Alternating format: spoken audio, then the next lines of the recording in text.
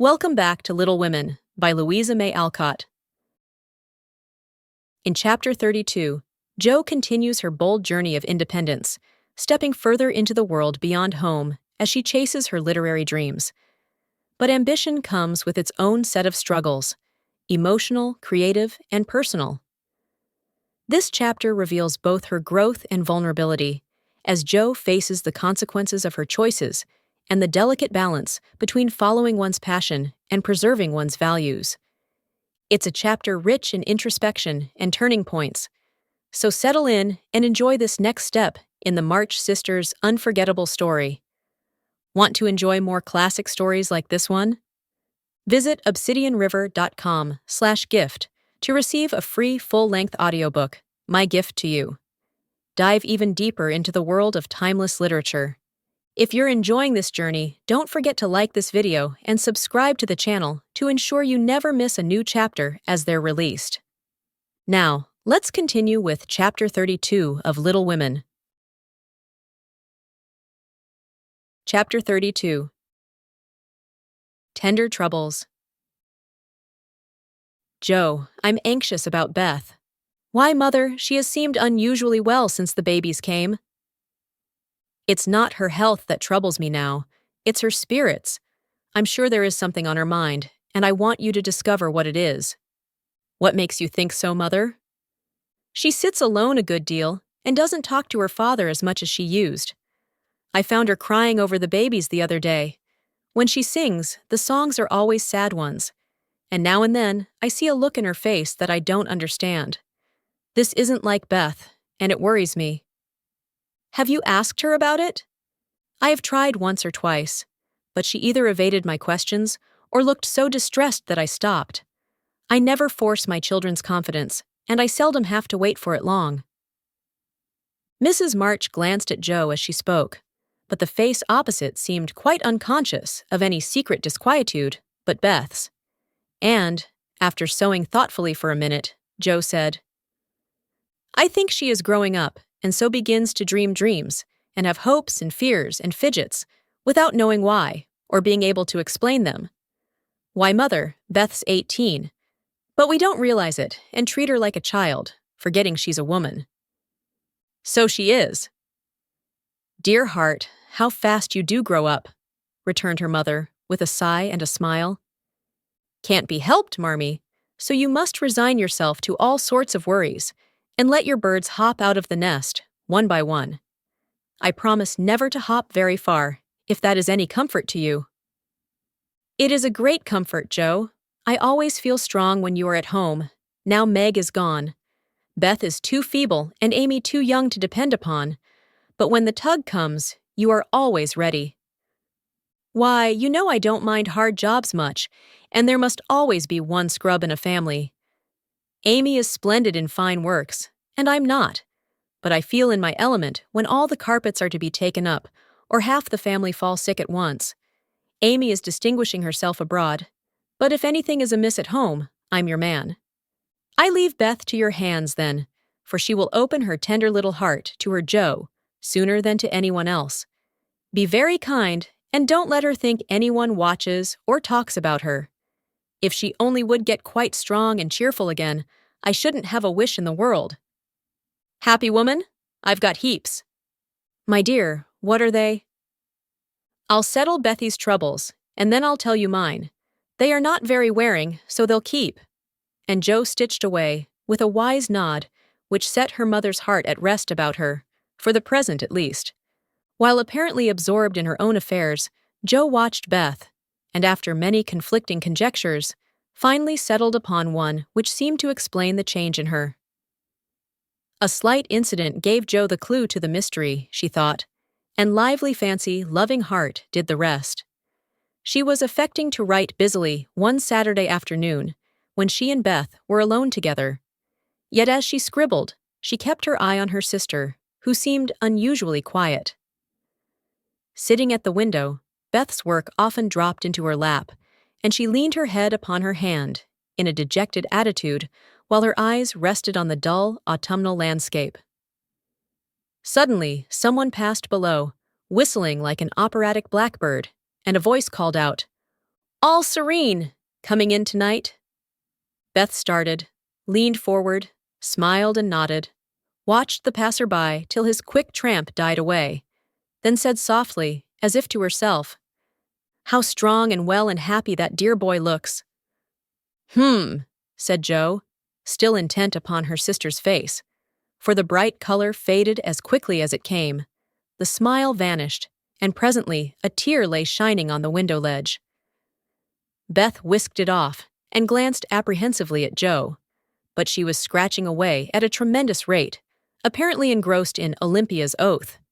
The instant Beth turned, Jo began her watch again, saw Beth's hand go quietly to her eyes more than once, and, in her half-averted face, read a tender sorrow that made her own eyes fill.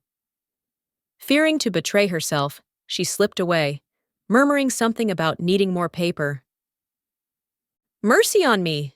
Beth loves Laurie," she said, sitting down in her own room, pale with the shock of the discovery which she believed she had just made. "I never dreamt of such a thing.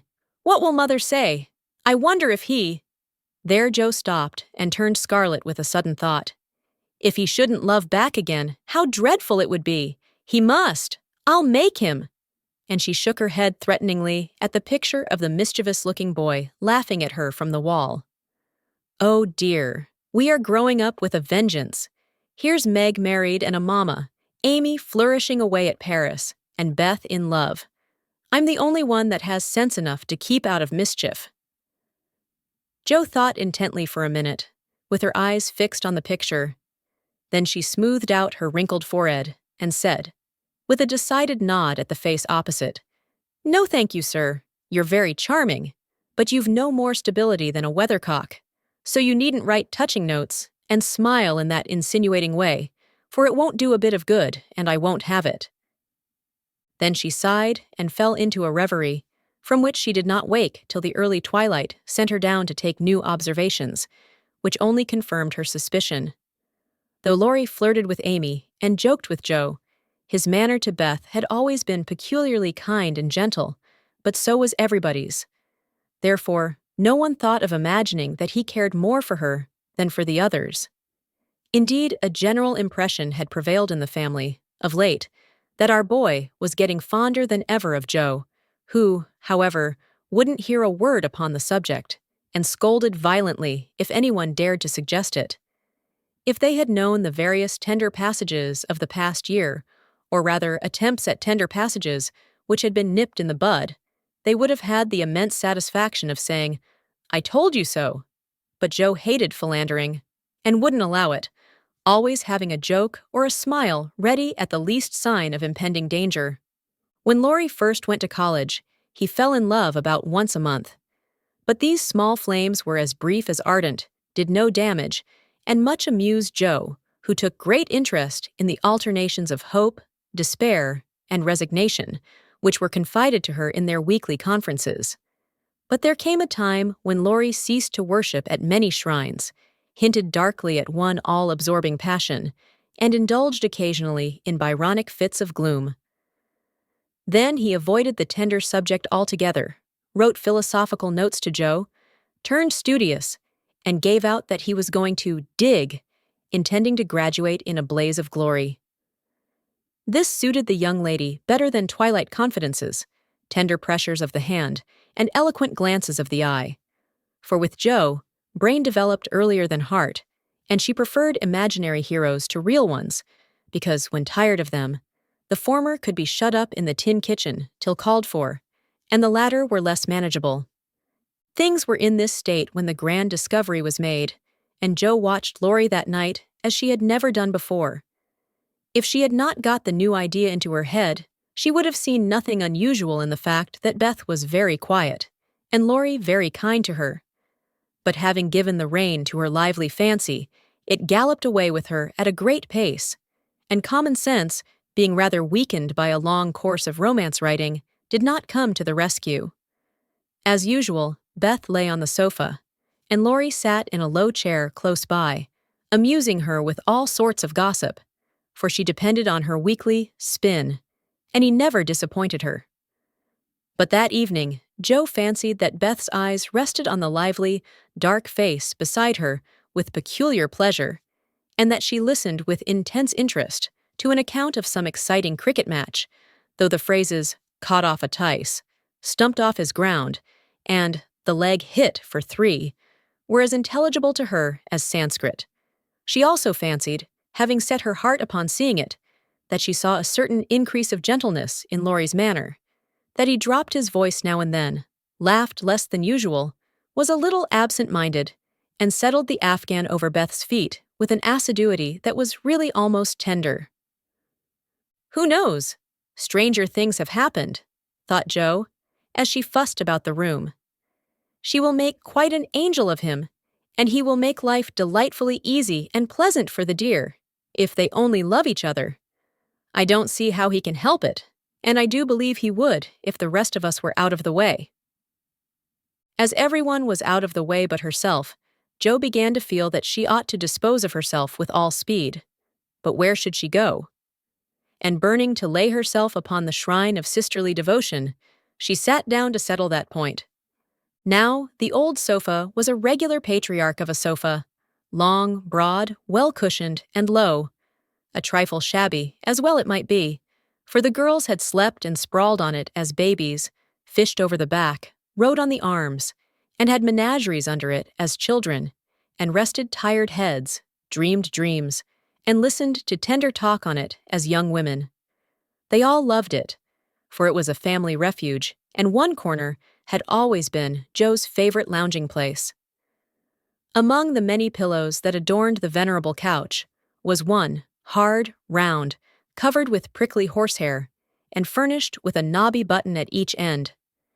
This repulsive pillow was her especial property, being used as a weapon of defense, a barricade, or a stern preventive of too much slumber. Laurie knew this pillow well, and had cause to regard it with deep aversion, having been unmercifully pummeled with it in former days, when romping was allowed, and now frequently debarred by it from taking the seat he most coveted, next to Joe in the sofa corner. If the sausage, as they called it, stood on end, it was a sign that he might approach and repose, but if it lay flat across the sofa, woe to the man, woman, or child who dared disturb it. That evening, Joe forgot to barricade her corner, and had not been in her seat 5 minutes, before a massive form appeared beside her, and, with both arms spread over the sofa back, both long legs stretched out before him, Laurie exclaimed with a sigh of satisfaction, "Now this is filling at the price." "No slang," snapped Joe, slamming down the pillow. But it was too late. There was no room for it. And, coasting onto the floor, it disappeared in a most mysterious manner. "Come, Joe, don't be thorny. After studying himself to a skeleton all the week, a fellow deserves petting, and ought to get it." "Beth will pet you. I'm busy." "No, she's not to be bothered with me. But you like that sort of thing, unless you've suddenly lost your taste for it. Have you? Do you hate your boy and want to fire pillows at him?" Anything more wheedlesome than that touching appeal was seldom heard, but Joe quenched her boy by turning on him with the stern query, "How many bouquets have you sent Miss Randall this week?" "Not one, upon my word. She's engaged. Now then." "I'm glad of it. That's one of your foolish extravagances. Sending flowers and things to girls for whom you don't care 2 pins, continued Joe reprovingly. "Sensible girls, for whom I do care whole papers of pins, won't let me send them flowers and things. So what can I do? My feelings must have a went." "Mother doesn't approve of flirting, even in fun. And you do flirt desperately, Teddy. I'd give anything if I could answer, 'So do you.' As I can't, I'll merely say that I don't see any harm in that pleasant little game, if all parties understand that it's only play." "Well, it does look pleasant, but I can't learn how it's done. I've tried, because one feels awkward in company, not to do as everybody else is doing, but I don't seem to get on," said Joe, forgetting to play mentor. "Take lessons of Amy. She has a regular talent for it." "Yes, she does it very prettily and never seems to go too far. I suppose it's natural to some people to please without trying, and others to always say and do the wrong thing in the wrong place. I'm glad you can't flirt. It's really refreshing to see a sensible, straightforward girl who can be jolly and kind without making a fool of herself. Between ourselves, Joe, some of the girls I know really do go on at such a rate I'm ashamed of them. They don't mean any harm, I'm sure, but if they knew how we fellows talked about them afterward, they'd mend their ways, I fancy. They do the same. And, as their tongues are the sharpest, you fellows get the worst of it, for you're as silly as they, every bit. If you behaved properly, they would. But, knowing you like their nonsense, they keep it up, and then you blame them. Much you know about it, ma'am, said Laurie in a superior tone. We don't like romps and flirts, though we may act as if we did sometimes. The pretty modest girls are never talked about, except respectfully, among gentlemen. Bless your innocent soul. If you could be in my place for a month, you'd see things that would astonish you a trifle. Upon my word, when I see one of those harum-scarum girls, I always want to say, with our friend Cock Robin, out upon you, fie upon you, bold-faced jig. It was impossible to help laughing at the funny conflict between Laurie's chivalrous reluctance to speak ill of womankind and his very natural dislike of the unfeminine folly of which fashionable society showed him many samples. Joe knew that young Lawrence was regarded as a most eligible parti by worldly mammas, was much smiled upon by their daughters, and flattered enough by ladies of all ages to make a coxcomb of him. So she watched him rather jealously, fearing he would be spoilt, and rejoiced more than she confessed to find that he still believed in modest girls. Returning suddenly to her admonitory tone, she said, dropping her voice, "If you must have a went, Teddy, go and devote yourself to one of the pretty, modest girls whom you do respect, and not waste your time with the silly ones." You really advise it? And Laurie looked at her with an odd mixture of anxiety and merriment in his face. Yes, I do, but you'd better wait till you're through college on the whole, and be fitting yourself for the place meantime. You're not half good enough for, well, whoever the modest girl may be. And Joe looked a little queer likewise, for a name had almost escaped her. That I'm not, acquiesced Laurie, with an expression of humility quite new to him, as he dropped his eyes and absently wound Joe's apron tassel round his finger. Mercy on us, this will never do, thought Joe, adding aloud, Go and sing to me. I'm dying for some music, and always like yours. I'd rather stay here, thank you. Well, you can't. There isn't room. Go and make yourself useful, since you are too big to be ornamental.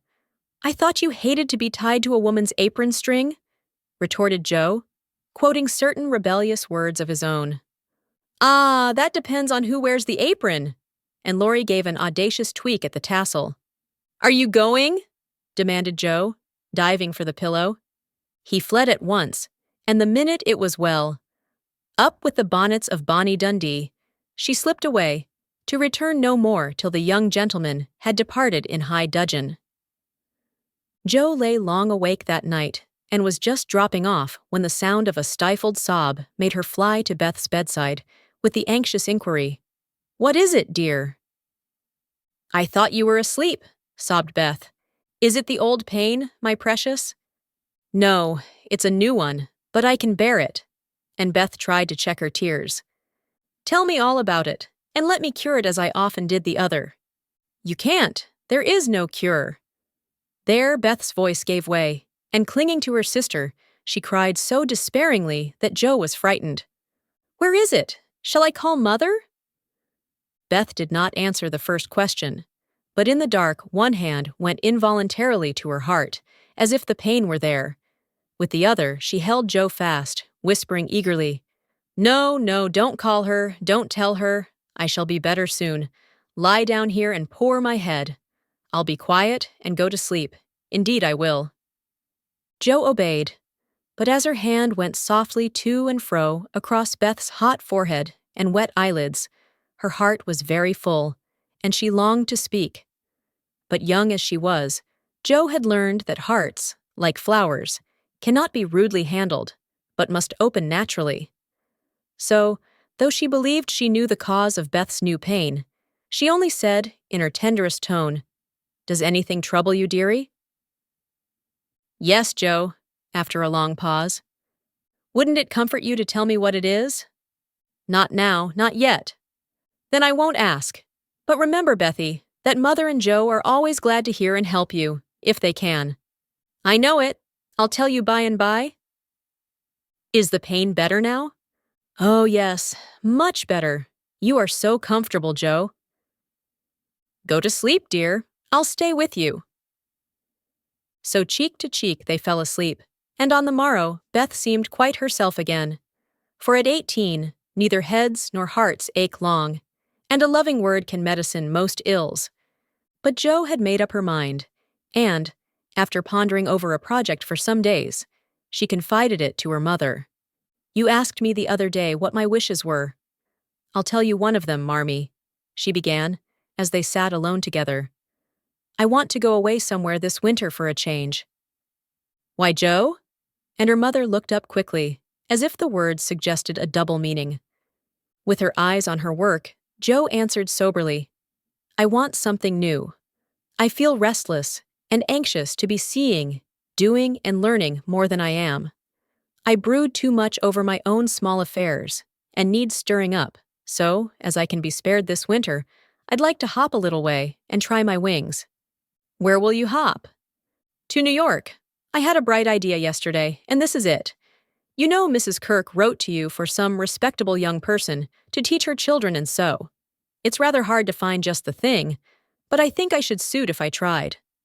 My dear, go out to service in that great boarding house. And Mrs. March looked surprised, but not displeased. It's not exactly going out to service, for Mrs. Kirk is your friend, the kindest soul that ever lived, and would make things pleasant for me, I know. Her family is separate from the rest, and no one knows me there. Don't care if they do. It's honest work, and I'm not ashamed of it. Nor I. But your writing? All the better for the change. I shall see and hear new things, get new ideas, and, even if I haven't much time there, I shall bring home quantities of material for my rubbish. I have no doubt of it. But are these your only reasons for this sudden fancy? No, Mother. May I know the others? Joe looked up, and Joe looked down, then said slowly, with sudden color in her cheeks, It may be vain and wrong to say it, but I'm afraid Laurie is getting too fond of me. Then you don't care for him in the way it is evident he begins to care for you? And Mrs. March looked anxious as she put the question. Mercy, no. I love the dear boy, as I always have, and am immensely proud of him. But as for anything more, it's out of the question. I'm glad of that, Joe. Why, please. Because, dear, I don't think you suited to one another. As friends, you are very happy, and your frequent quarrels soon blow over. But I fear you would both rebel if you were mated for life. You are too much alike and too fond of freedom, not to mention hot tempers and strong wills, to get on happily together in a relation which needs infinite patience and forbearance, as well as love. That's just the feeling I had, though I couldn't express it. I'm glad you think he is only beginning to care for me. It would trouble me sadly to make him unhappy, for I couldn't fall in love with the dear old fellow merely out of gratitude, could I? You are sure of his feeling for you? The color deepened in Joe's cheeks as she answered, with the look of mingled pleasure, pride, and pain which young girls wear when speaking of first lovers. I'm afraid it is so, Mother. He hasn't said anything, but he looks a great deal. I think I had better go away before it comes to anything. I agree with you, and if it can be managed, you shall go. Joe looked relieved, and after a pause said, smiling, How Mrs. Moffat would wonder at your want of management, if she knew, and how she will rejoice that Annie still may hope. Ah, Joe, mothers may differ in their management, but the hope is the same in all, the desire to see their children happy. Meg is so, and I am content with her success. You I leave to enjoy your liberty till you tire of it, for only then will you find that there is something sweeter. Amy is my chief care now, but her good sense will help her. For Beth, I indulge no hopes except that she may be well. By the way, she seems brighter this last day or two. Have you spoken to her? Yes. She owned she had a trouble and promised to tell me by and by. I said no more, for I think I know it. and Jo told her little story. Mrs. March shook her head and did not take so romantic a view of the case, but looked grave and repeated her opinion that, for Laurie's sake, Jo should go away for a time. "Let us say nothing about it to him till the plan is settled. Then I'll run away before he can collect his wits and be tragical. Beth must think I'm going to please myself as I am, for I can't talk about Laurie to her. But she can pet and comfort him after I'm gone, and so cure him of this romantic notion. He's been through so many little trials of the sort, he's used to it, and will soon get over his love-lornity." Jo spoke hopefully, but could not rid herself of the foreboding fear that this little trial would be harder than the others, and that Laurie would not get over his love-lornity as easily as heretofore. The plan was talked over in a family council and agreed upon, for Mrs. Kirk gladly accepted Jo and promised to make a pleasant home for her. The teaching would render her independent, and such leisure as she got might be made profitable by writing, while the new scenes and society would be both useful and agreeable. Jo liked the prospect and was eager to be gone, for the home nest was growing too narrow for her restless nature and adventurous spirit. When all was settled, with fear and trembling, she told Laurie, but to her surprise, he took it very quietly. He had been graver than usual of late, but very pleasant. And, when jokingly accused of turning over a new leaf, he answered soberly, "So I am, and I mean this one shall stay turned." Jo was very much relieved that one of his virtuous fits should come on just then, and made her preparations with a lightened heart, for Beth seemed more cheerful, and hoped she was doing the best for all. "One thing I leave to your especial care," she said the night before she left. "You mean your papers?" asked Beth. "No, my boy. Be very good to him, won't you?" "Of course I will, but I can't fill your place, and he'll miss you sadly." "It won't hurt him, so remember, I leave him in your charge to plague, pet, and keep in order." "I'll do my best for your sake," promised Beth, wondering why Jo looked at her so queerly. When Laurie said goodbye, he whispered significantly, "It won't do a bit of good, Jo. My eye is on you, so mind what you do, or I'll come and bring you home." Thank you for listening to Chapter 32 of Little Women by Louisa May Alcott. As Jo continues to navigate the challenges of ambition and identity, we see her growing not just as a writer, but as a young woman learning to stand on her own. Each chapter brings us deeper into the hearts of the March family, and this one reminds us of the quiet strength that often accompanies self-discovery. If you're enjoying this journey through Little Women, I invite you to receive a free full-length audiobook from Obsidian River. Just visit obsidianriver.com/gift to claim your gift and explore even more timeless stories. And don't forget to like this video and subscribe to the channel so you'll always be notified when the next chapter is released. Thanks again for joining me, and I'll see you in the next chapter.